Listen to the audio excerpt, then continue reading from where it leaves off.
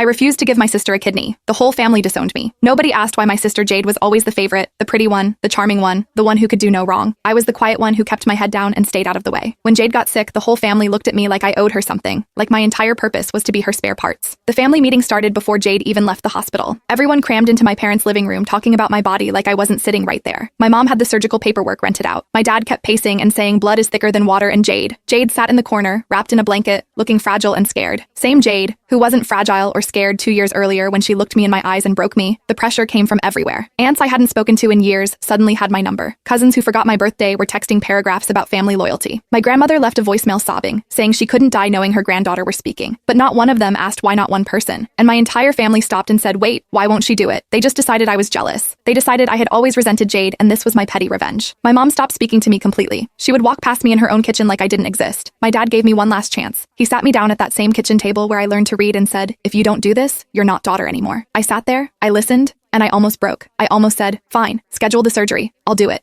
Then I remembered the night before my wedding, what I walked in on, what Jade whispered to me after, like it was nothing. I looked my dad in his eyes and said, no, he hasn't spoken to me since for 10 years. I thought the story was over. Jade got her miracle transplant. I got erased. Life moved on. Then out of nowhere, the hospital called. Jade's kidney was failing and they couldn't figure out why something in her records wasn't adding up, so they started digging. They needed family history. They needed answers. A week later, a thick envelope showed up at my door. Inside was a report and a note from a hospital worker during their review covered Jade's mental health screening from the original transplant standard procedure. Every recipient does one before surgery. In hers, she talked about me. She told the counselor she had done something that damaged her relationship with her sister. She slept with my fiancé the night before my wedding to see what he would do. Those were her words. A test, she destroyed my entire life because she wanted to run a test. My hands were shaking, but I kept reading. The next page was about the donor. He was anonymous back then, but he recently contacted the hospital wanting to help Jade again, so they looked him up. His name was Christopher, my Christopher, the man I was supposed to marry. He gave Jade his kidney 1 year after I ended our engagement. They must have already together by then, the document showed. They got married 6 months after the surgery. 10 years of a life together. Kids, a house, family, vacations. My family spent a decade treating Jade like a saint and me like a villain while she was building her dream life with a man who helped her break me. I sat with that for a long time. Then I picked up the phone and called my mother. She picked up, already crying. She had just gotten the same envelope. A week later, my mom called Christopher Lede. I asked why she got by. Then she told me they found messages during the divorce years of them 8 different men. 3 were husbands of her closest friends. I hung up the phone and I laughed until I cried.